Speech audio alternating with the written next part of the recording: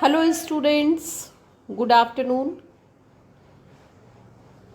Today we'll take a new topic, Ras and Alankar. These are the elements of poetry, not only poetry but dance and drama as well.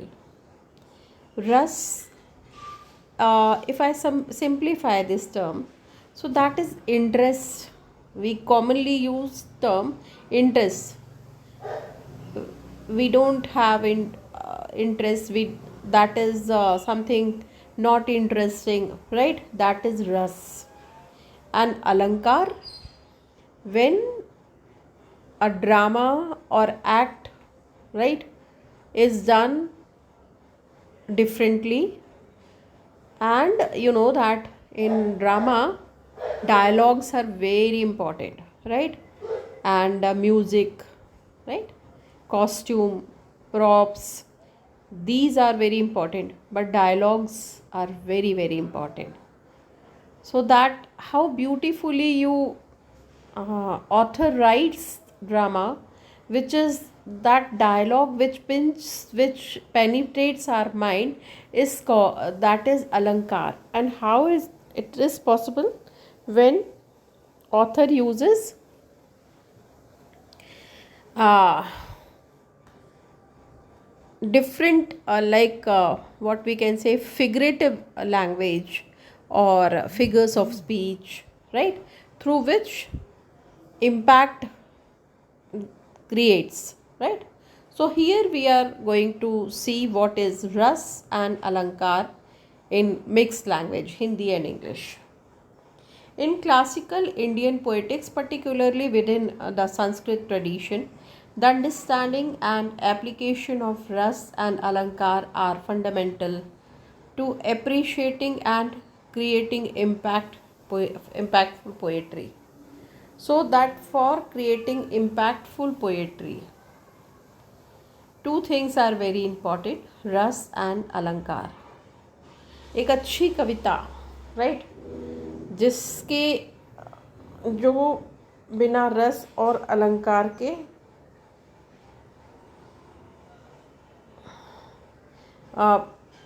संभव नहीं हो पाती है ना। आपने तनवीर गाजी की वो कविता सुनी होगी,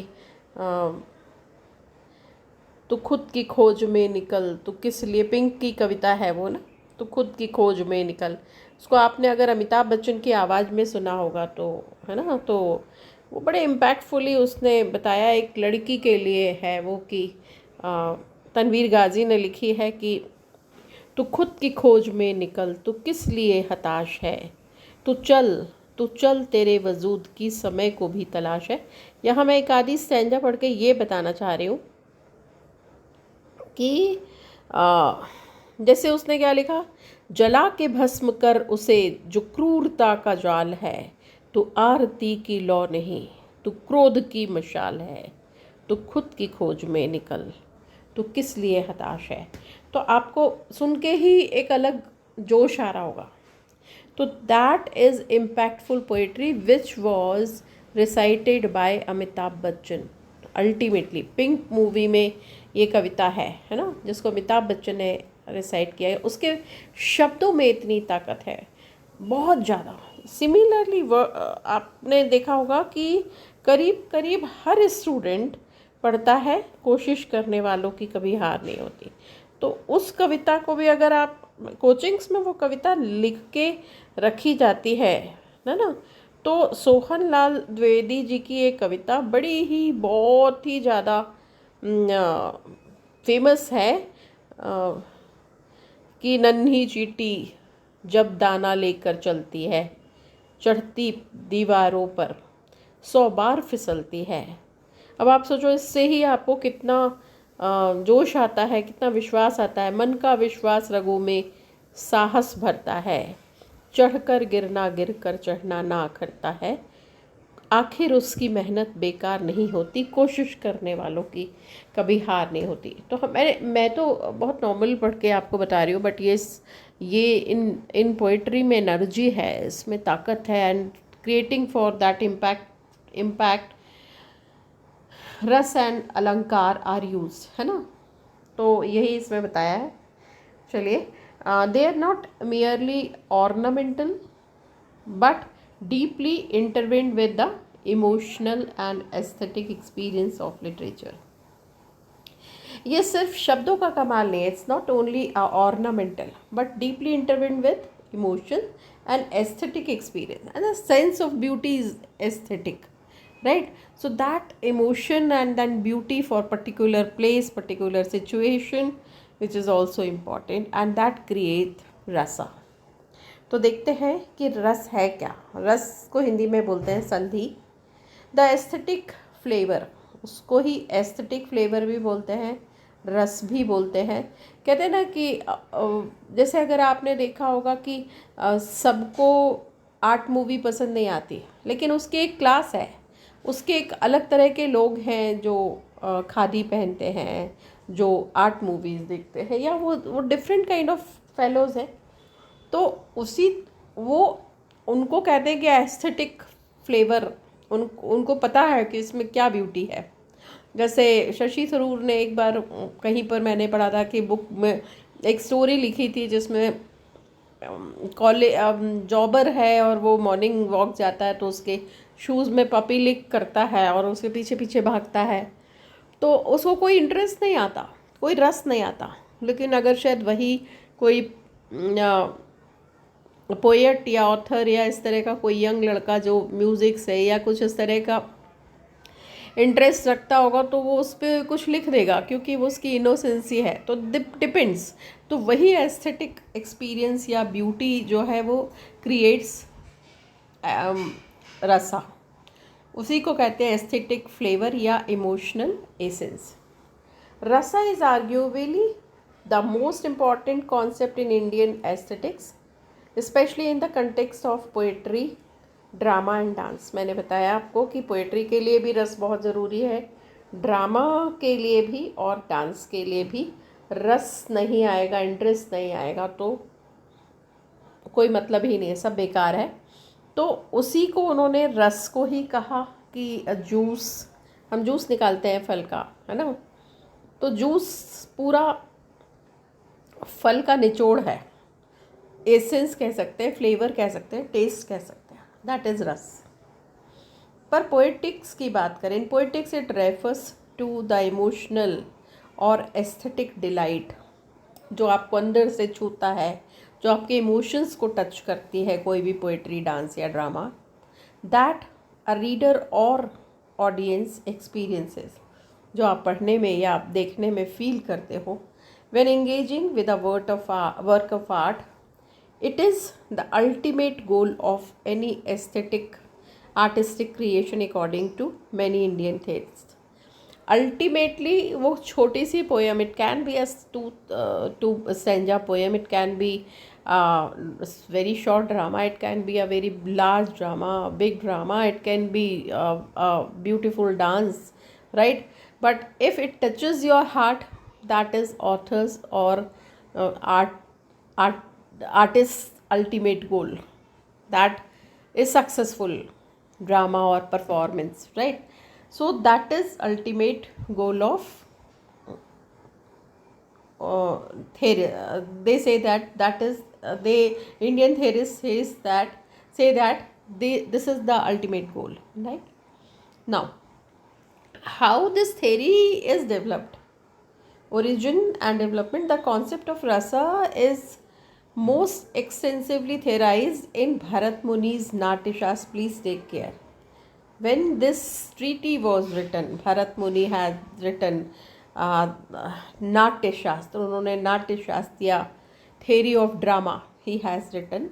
Natya means natak, shastra means guidelines, we can say. So when it was written by Bharat Muni, Natyashastra, in 200 BC, between 200 CE, a foundational text on dramaturgy and aesthetics. So that is text which was written for purpose was dramaturgy and aesthetics.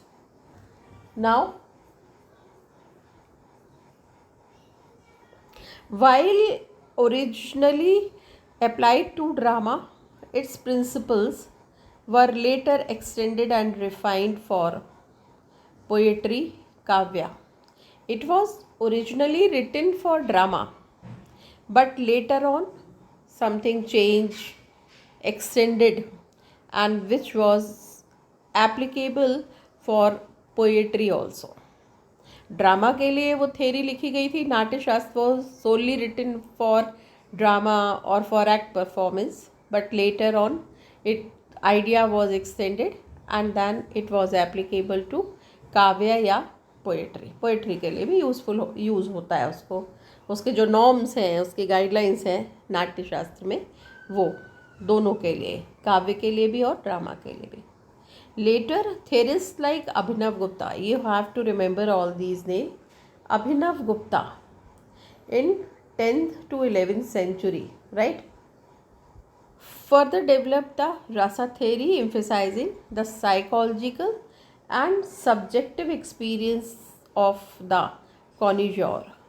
Sahridaya मतलब that's a experience, जो expert होता है वो उसको कहते हैं.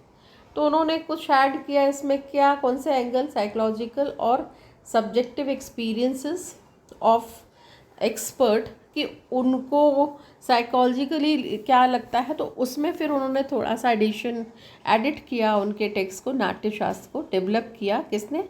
अभिनव गुप्ता ने. और बताया कि साइकोलॉजिकल पर्सपेक्टिव्स क्या हैं उसमें और सब्जेक्टिव एक्सपीरियंस क्या है, पर्सनल एक्सपीरियंस क्या है, एक एक्सपर्ट का क्या एक्सपीरियंस होता है, उसको भी उन्होंने ऐड ऑन किया. अब रस थ्योरी है क्या? Rasa theory, the Natyashastra posits a theory of 8 primary rasas. वो कहते हैं and later a 9 was added. तो 8 प्राइमरी रसास आर देयर, है ना. 8 पहले थे और फिर बाद में एक और जोड़ा गया 9th. तो हमारे ह्यूमन बॉडी में 9 तरह के रस होते हैं.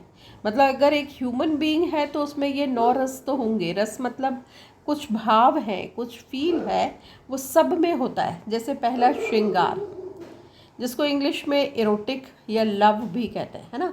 सब प्यार करना जानते हैं, वो किसी से भी, ज़रूरी नहीं है कि लवर्स का हो, हस्बैंड वाइफ का हो, डॉटर फादर का हो, सन एंड मदर का हो, सिस्टर्स का हो, किसी का भी हो सकता है. लेकिन श्रृंगार जो है वो एक्सक्लूसिवली फॉर लवर्स, है ना. वो लवर्स के लिए है, वो श्रृंगार रस है, जिसको एरोटिक या लव रस भी कहते हैं.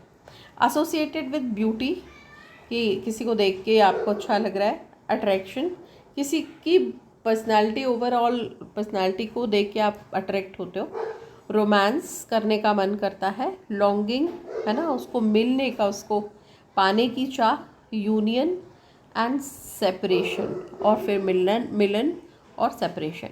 इट्स परमानेंट मूड, स्थायी भाव, इज़ रति, लव और अट्रैक्शन. मतलब हमारे अंदर वो स्थायी भाव, लव तो हम सब के अंदर है, तो वो जो लव अट्रैक्शन है उसको कहते हैं हम श्रृंगार रस. नंबर 2, हास्य रस. द कॉमिक रस evoked by humor, wit, satire, absurdity, है ना. क्या हास्य में क्या आता है, उसको कॉमिक भी बोलते हैं, कॉमिक रस, है ना. और वो इवोक्ड बाय, तो कैसे वो हमारे अंदर हंसी कैसे आती है हमको, इवोक्ड बाय ह्यूमर, कि भाई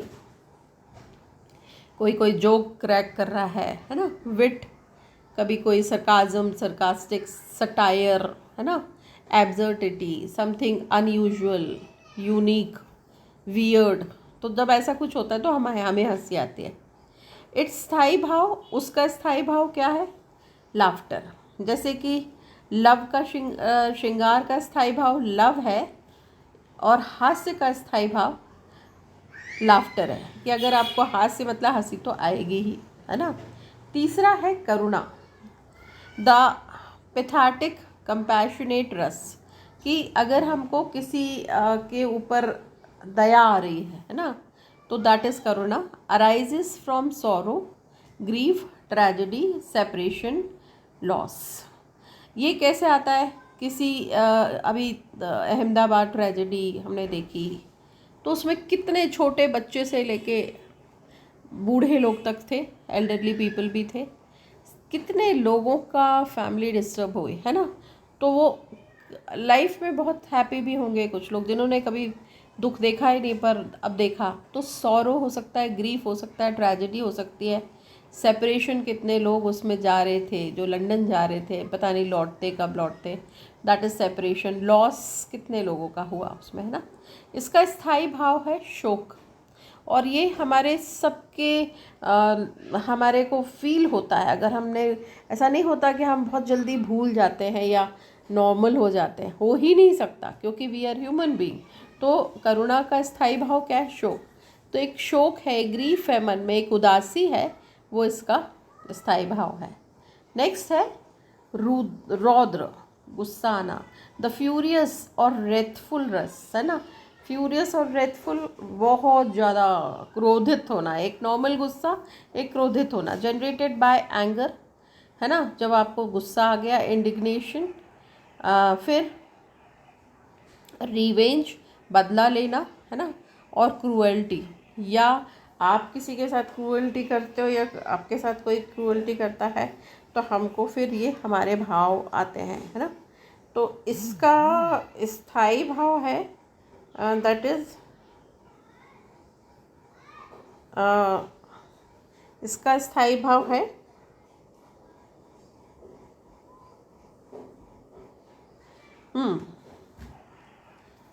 इसका एंगर। इसका स्थायी भाव क्या है? एंगर है। एंगर इज दैट इज स्थायी भाव, और क्रोध। तो रौद्र रूप कब होता है? जब क्रोध आता है तब। फिर पांचवा है वीर। हम पढ़ क्या रहे हैं? ये we all are, that's a primary 8, ये रसार्थ हैं, ये टाइप्स ऑफ रस हैं। तो नेक्स्ट है इसमें वीर, है ना, हीरोइक और valorous rasa, inspired by courage, bravery, self confidence, generosity, determination. ये सारे करेज है हमारे अंदर, ब्रेवरी है, सेल्फ कॉन्फिडेंस है। तो क्या होगा कि हम वीर, है ना, हम सबके अंदर कहीं ना कहीं जीने की हिम्मत है, सच को फेस करना, तो ये भी हमारे अंदर एक एलिमेंट है। हो सकता है वो बहुत ज़्यादा ना हो, पर है तो सब में। इट्स स्थायी भाव इज उत्साह, है ना। अगर एंथुजियाज्म है, एनर्जी है, तो आपको वीर तभी आएगा। वीर रस बिना एंथुजियाज्म और एनर्जी के नहीं आ सकता, है ना। मतलब इवन उसका बहुत ज़्यादा फिजिकल मस्कुलर होने से नहीं है, मतलब वो तो है ही physical strength, but mental strength भी बहुत ज़्यादा इम्पॉर्टेंट है। और इसीलिए इसका स्थायी भाव है उत्साह, है ना। फिर नेक्स्ट है भयानक, है ना। अब भयानक क्या है? तो भयानक है द टेरिबल फियरसम रस। कैसा? मतलब बहुत डरने वाला, उसको भयानक कहते हैं। Cause by fear, terror, anxiety, insecurity. फिर से अनफॉर्चुनेटली अहमदाबाद वाला ट्रेजेडी का एग्जाम्पल दे रही हूँ कि उन्होंने अपनी डेथ देखी, पुअर फेलोज, राइट। तो they have seen their death.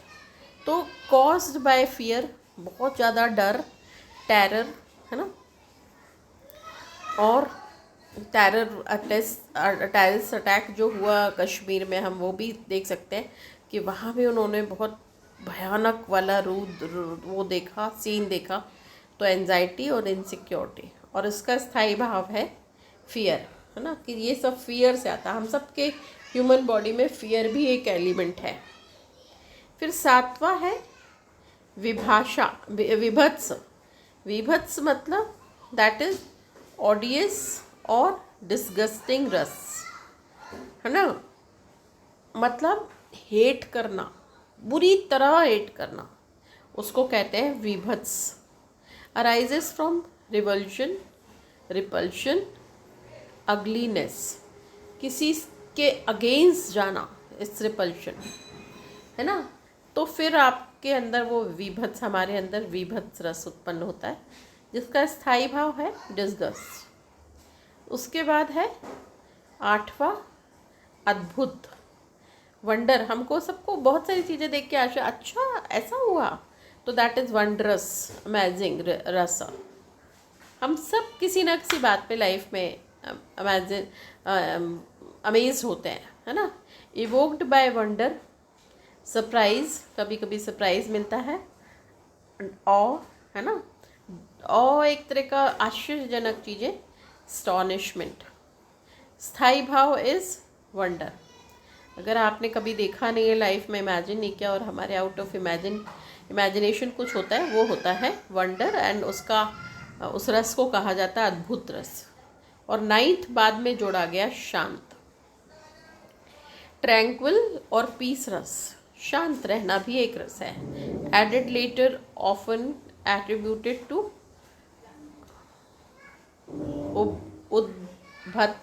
उद्भट और अभिनव गुप्ता। ये जो ऑथर है इनमें से किसी एक ने इसको ऐड किया है, शांत रस को। Associated with piece, serenity, detachment, spiritual काम। जब हम शांति चाहते हैं, एकदम शांति, और इसका स्थायी भाव है ट्रैंक्विलिटी और निर्वाण। जब हम डिटैच होने लगते हैं, ज़्यादा मोह खत्म हो जाता है, तो हम शांत हो जाते हैं। तो ये 9 रसाज है, इसको पढ़ के देखिएगा अच्छे से। अब की कंपोनेंट्स ऑफ रस रियलाइजेशन, उसके रियलाइज कैसे करते हैं। तो rasa is not simply stated but evoked through a complex interplay of various elements.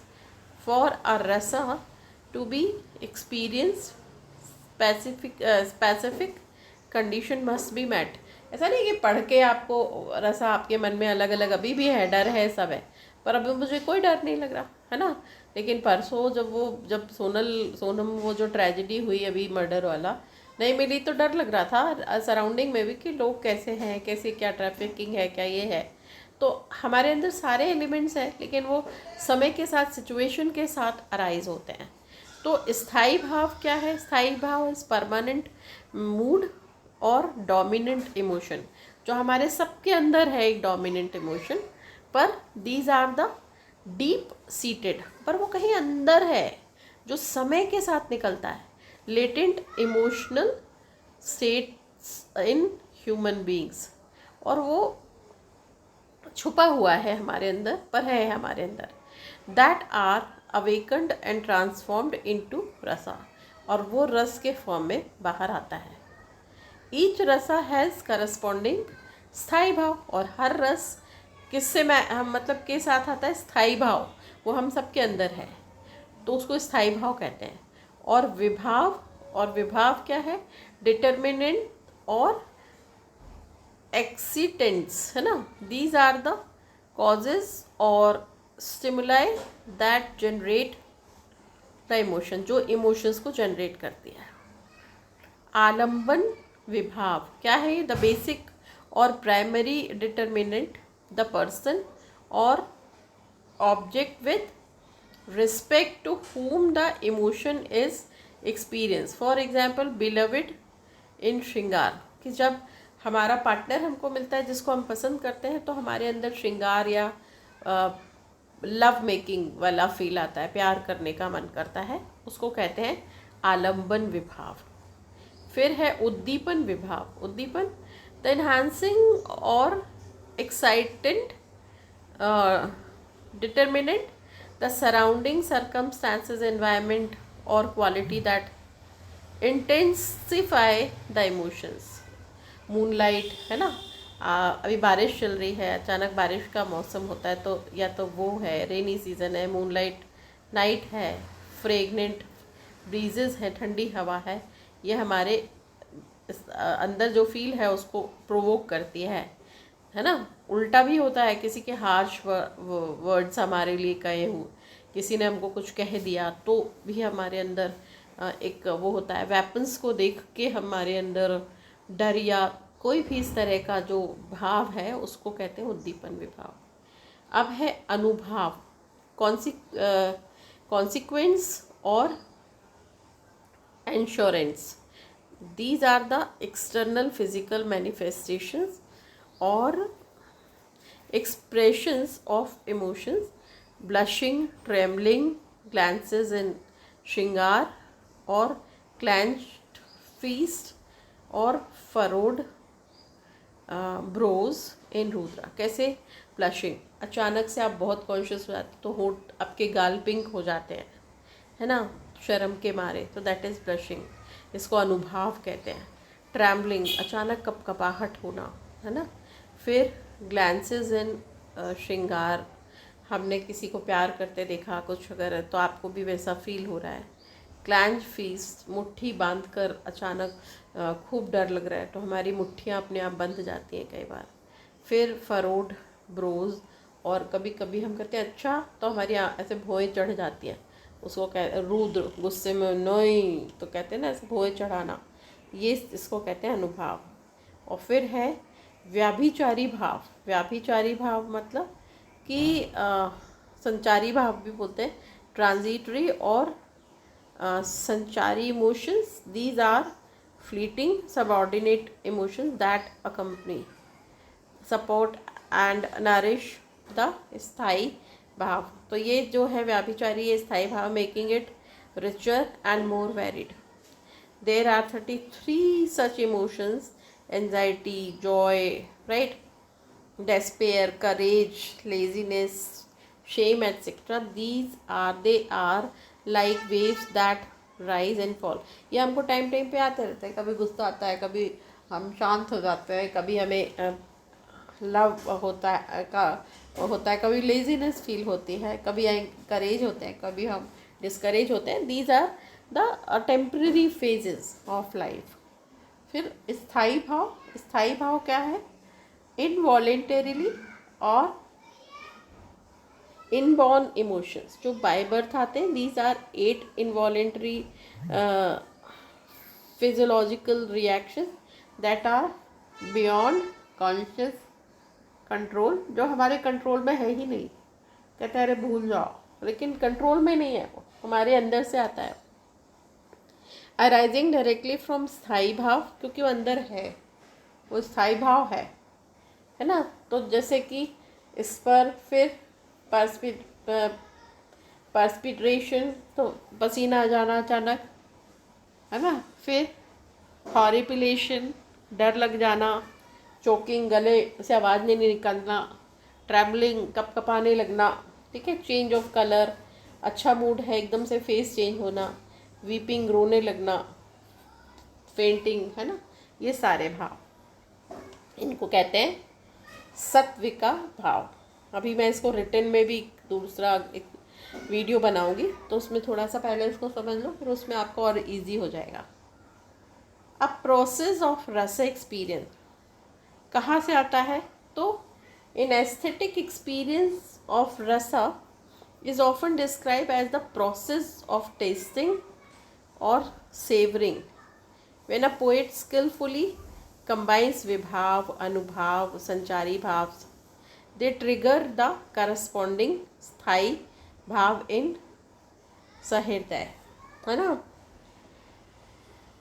तो मैं अभी क्या पढ़ रही थी, तो उसमें जब वो लाइन आती है तो घबराहट होती है, तब आपको लगता है कि अभी बिल्कुल याद नहीं आ रहा है। एक बहुत अच्छा सा अभी कुछ मैंने पढ़ा था, पीस ऑफ राइटिंग, जिसमें वो लाइन के आने से बहुत टेरर आ जाता, मैंने बहुत हमारा वो फील, हम उसको रोक नहीं पाते। तो ये लिखने का तरीका है, मतलब लोग, आप कहानियाँ पढ़ते हैं, आप ड्रामा देखते हैं, तो that is something which is written beautifully, figurative language, dialogues, choice of words, tone, mood, right. And because of all these it touches our heart, it penetrates to our soul, and then we laugh, or we feel, we get emotional, right.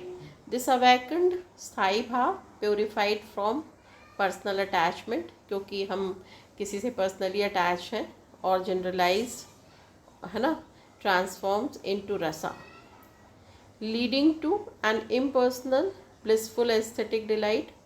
तो कभी कभी impersonal भी होते हैं। मुझे Bangalore tragedy में नहीं पता, लेकिन फिर भी दुख होता है, क्योंकि वो बच्चे जिनकी डेथ हुई है बड़ा अनफॉर्चुनेट हुआ।